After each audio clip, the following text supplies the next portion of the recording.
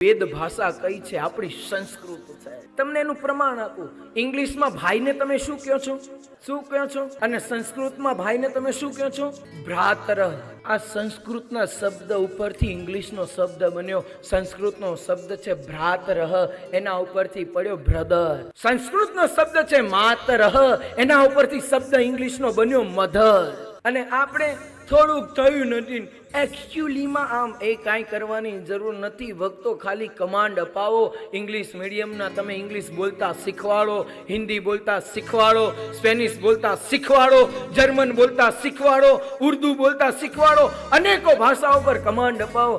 પરંતુ દાસ એમ જરૂર કહે છે કે એને પહેલામાં પહેલું તો છે ને સંસ્કૃત બોલતા જરૂર શીખો. કેમ કે જો સંસ્કૃત નહીં હોય ને તો સંસ્કૃતિ નહીં બચી શકે. અને સંસ્કૃતિને બચાવવું હશે ને તો ગુરુના ચરણમાં જઈ સંસ્કૃતનો અધ્યાભ્યાસ કરાવવો પડશે. દુઃખની વાત તો એ છે ભક્તો કે આપણા ગુજરાતી મહિનાઓ છે ને એ પણ કોઈને યાદ નથી. કારતક, માગસર, પોષ, મહા, ફાગણ, ચૈત્ર, વૈશાખ.